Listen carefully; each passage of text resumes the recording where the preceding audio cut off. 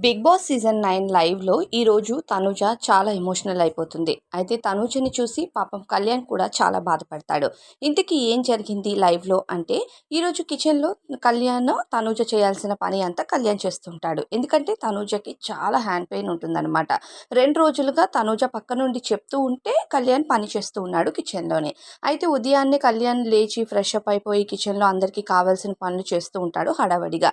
ఇక తనూజ ఉదయాన్నే టీయో, కాఫీయో కలుపుకుంటూ మదర్ కోసం చెప్పి ఎమోషనల్ అవుతుంది.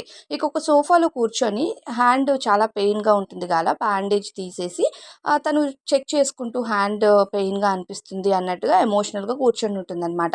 కిచెన్‌లో ఉన్న కళ్యాణ్ "ఏమైంది తనుజ" అని అడుగుతూ ఉంటే తనుజ "ఏం లేదు" అనేసరికి కళ్యాణ్ తనుజ దగ్గరికి వస్తాడు.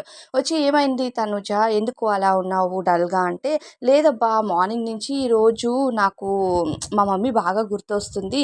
ట్రోఫీ తీసుకెళ్ళి మా మమ్మీ చేతిలో పెట్టాలని ఉంది. నేను మార్నింగే నాన్నతో చెప్పాను ఈ విషయము" అని అనేసరికి, ఒకవేళ ఈ చెయ్యి పెయిన్ మా మమ్మీ రోజు చూస్తూ ఉంటే నా కోసం చాలా బాధపడతది. అంటే మీ మమ్మీతో పాటు నీ హ్యాండ్ పెయిన్ కోసం నేను కూడా బాధపడుతున్నాను అని కళ్యాణ్ అంటాడనమాట.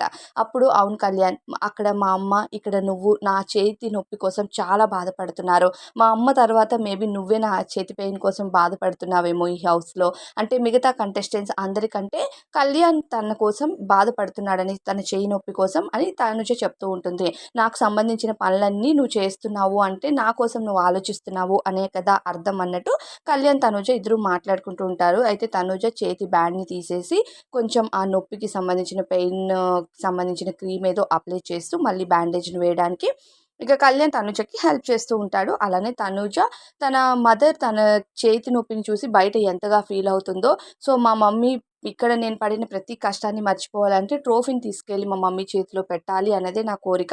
ఒక పక్క నేను గెలవాలని ఉంది. మరోపక్క నువ్వు గెలవాలని ఉంది అనేది తనుజ ఆశ అనమాట. సో మరి వీళ్ళిద్దరిలో ఎవరు గెలుస్తారు అన్నది చూద్దాం ఏమవుతుందో.